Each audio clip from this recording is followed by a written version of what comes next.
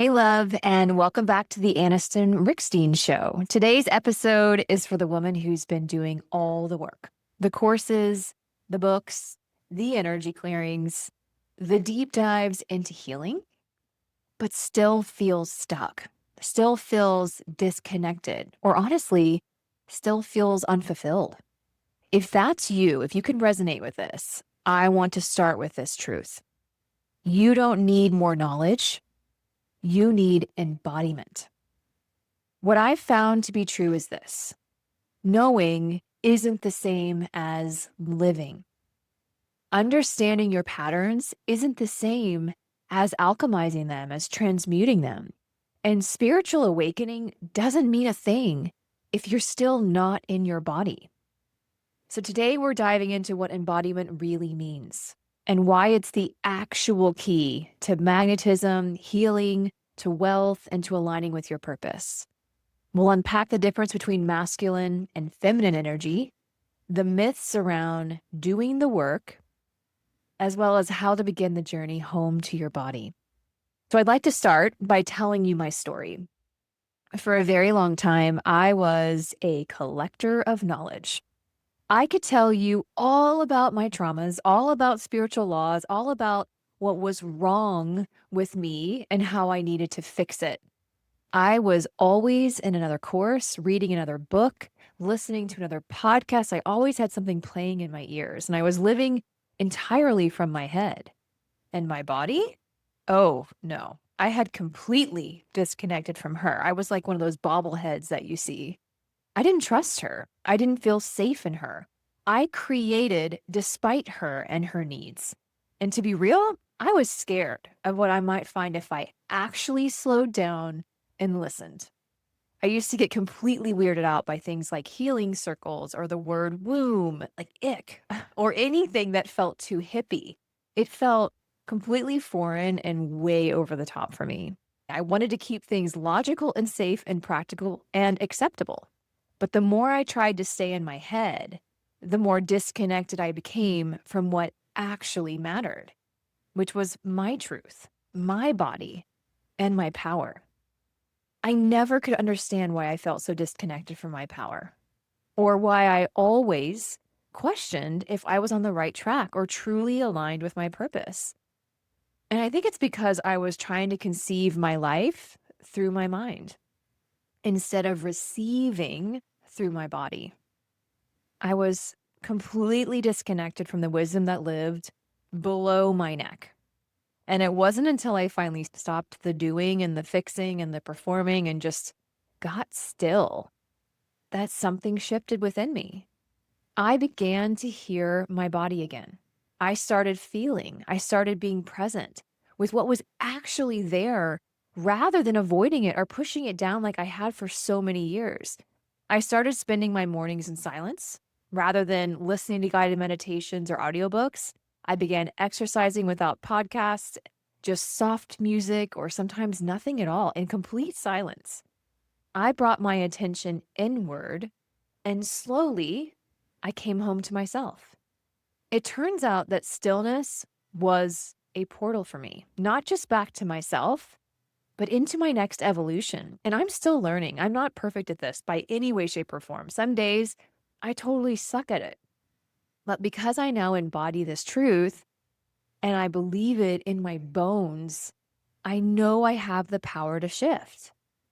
We can't talk about embodiment without shining a light on the trap that so many of us women fall into. And I call it the healing loop.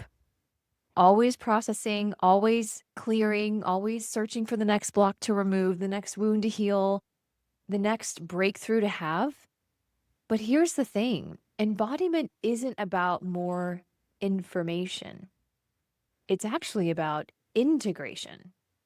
If you're still outsourcing your worth, if you're still overriding your body's signals to push through and get it done, if you're still performing to feel loved, you're not embodied yet. And that's okay. But let's talk about it, because doing the work doesn't mean you're in your body. It just means you're aware of what needs to shift. And there's a difference there.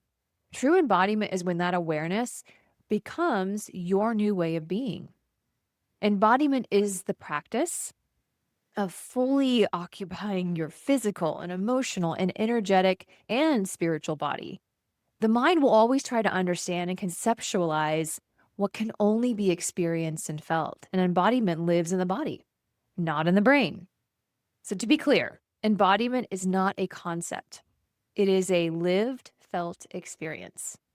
So, let's break it down with some real world examples for you. Here are some signs that you're not embodied. You numb out or disconnect from your body. You analyze your feelings instead of actually feeling them. You live in your head. You force, overwork, or control to feel safe. So here are some signs that you are embodied. You make decisions from intuition, not from fear. You feel safe in your body, and you honor her many signals. Your voice is expressed authentically, your boundaries are clear, and you speak your truth no matter what. Embodiment is the difference between saying, I am worthy as an affirmation, and then walking like you believe it. A big turning point for me was when I started to understand feminine and masculine energy. So every single one of us carries both. These aren't about gender. They're archetypal energies that live within us. And the feminine is the energy of receiving, of flowing and nurturing and sensing and creation. It's intuitive, it's emotional, and it's connected to the body and to the earth. The masculine is the energy of structure, of clarity and direction and focus and protection. It's action oriented and it's connected to the mind. When they're both integrated beautifully, we lead from wholeness. But most of us inherited wounds and survival strategies instead. The wounded masculine is someone who looks like rigid and controlling and emotionally shut down, obsessed with doing and proving. Whereas the wounded feminine looks chaotic and disconnected and overly emotional, probably in victimhood, probably a people pleaser, passive aggressive, maybe a manipulator, or overgives to earn love. Especially as high achieving women, we were taught to survive in the masculine. I know I was. Hustle harder, push through, stay strong, don't be too sensitive.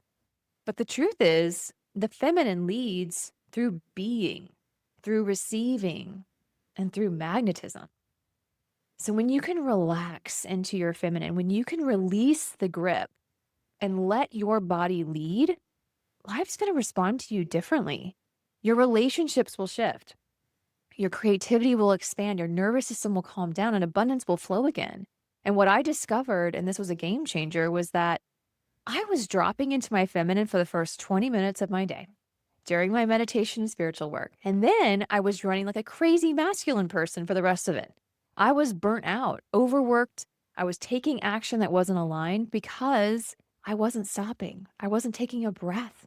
I wasn't pausing to reconnect to my inner wisdom before diving into the next task or project. So I had to rewrite how I worked. And when I did, it changed everything. So, how do we start coming home to ourselves to be embodied? For me, the path looks like this. It starts with awareness, noticing where you're not embodied. When you override your needs or say yes when you mean no, or ignore your intuition or live in stress, that's a red flag. The next is activation, choosing to shift your state. That can look like hands on your heart and taking deep, conscious breaths in, letting yourself feel something without judging it. Activation is essentially choosing a different response to an old behavior. It's bringing awareness and consciousness to the things you have been doing that aren't in alignment anymore. And the final step is embodiment, is living that shift consistently. So coming back to yourself again and again. Embodiment isn't something you arrive at, it's a daily practice. Sometimes embodiment looks like doing less, feeling more. It can look like speaking slower with more intention, doing something that brings you joy, working on a project, but doing it having fun. It could look like taking a nap. Yes, that counts too. So let's take a moment and wherever you are, if you're able, close your eyes. And I want you to take a deep breath into your heart and into your belly. And follow that breath all the way down through your belly and into your hips, bringing awareness to your hips. And then I want you to ask yourself, what would it feel like for me to come home to my most authentic self today? How would that feel in your body? What sensations are coming up for you? Let the answer rise, let it land, don't force it, and trust what you receive. Embodiment is the path to everything that you want. I guarantee it. And it's not about doing more. It's about being more you. It's that simple. So if you're feeling the call to go deeper on this, I did create a free voice activation series called Coming Home to Her. It's 7 days of short 3-minute audio transmissions to guide you back to your feminine essence, truth, and wholeness with some journal prompts and embodiment practices. I created this tool to provide to the women who would say to me, I know I am disconnected from my body and I feel like I need to create a shift, but I have no idea where to start. It's less than 10 minutes a day, and it can create a powerful shift in your awareness, and it's a great place to jump off from. You'll find the link in the show notes.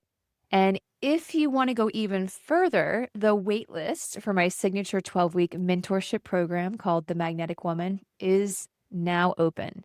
So this experience is where we walk this journey together from awareness to embodiment, to feminine leadership and expressing your purpose fully. This program has limited capacity, so make sure to sign up now for early bird access and early bird pricing. Until next time, sister, stay radiant, stay true to you, and keep shining.